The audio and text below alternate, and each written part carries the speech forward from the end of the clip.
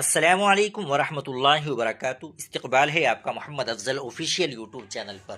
ناظرین کرام، آپ کے سامنے دو بڑی اہم خبریں پیش کر رہا ہوں۔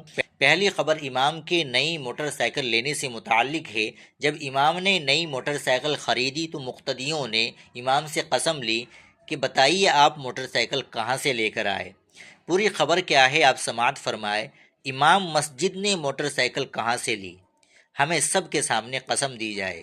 بحیثیت امام مسجد بندے نے یہ دن بھی دیکھا، میرے پاس کافی عرصہ ایک پرانی موٹر سائیکل تھی۔ میری اہلیہ کی شدید خواہش ہمارے پاس اچھی موٹر سائیکل ہو۔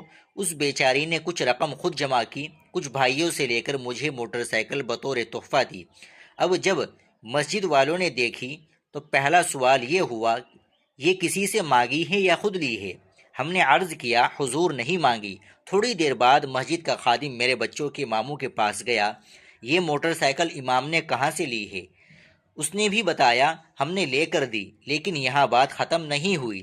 ہمیں ایک دن 5-6 بندوں کے سامنے مجرموں کی طرح بلا کر کہا گیا، ہم آپ سے قسم لیں گے، کیا آپ قسم دینے کے لیے تیار ہے؟ بندے نے کہا جی حضور تیار ہے، اور بہتر طریقہ یہ ہے اپنی اہلیہ کو ہمارے گھر بھیج دیں، ہماری ساس صاحبہ اور اہلیہ ان کو قسم دے دے گی۔ میں قصداً اس شخص کا نام نہیں لکھ رہا ہوں، لیکن یہ چیزیں جس معاشرے میں ہوگی وہ اور ان کے بچے کیا ترقی کریں گے یا تباہ ہوں گے، فیصلہ آپ ساتھی کرے۔ ناظرین اکرام، یہ دکھ ایک امام سنا رہا ہے جو اس کے ساتھ پیش آیا واقعہ، اس سب واقعے کو بیان کر رہا ہے۔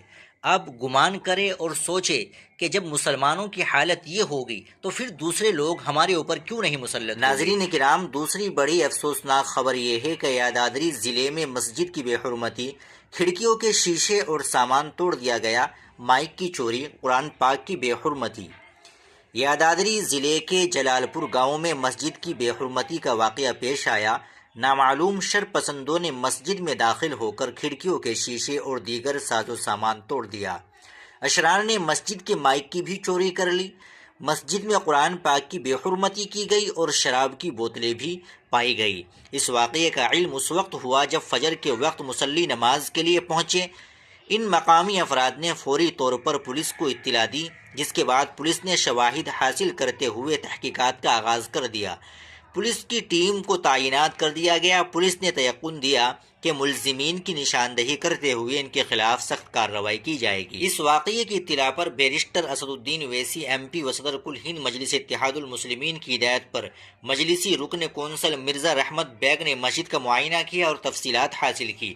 انہوں نے بھونگیر ایس پی آکانش یادو سے ملاقات کرتے ہوئے شرپسندوں کی اس حرکت سے واقف کروایا اور کہا کہ یہ واقعہ موضع کی پرامن فضا کو بگاڑنے کی مذموم کوشش ہے۔ انہوں نے ایس پی سے مطالبہ کیا کہ خاطیوں کو فوری گرفتار کیا جائے۔ انہوں نے کہا کہ بعض اشرار مقامی افراد کو دھمکیاں دے رہے ہیں۔ ایس پی نے انہیں تیقن دیا کہ پولیس متحرک ہے، کسی بھی قسم کی ناگہانی صورتحال سے نمٹنے کے لیے سخت بندوبست کیا گیا ہے۔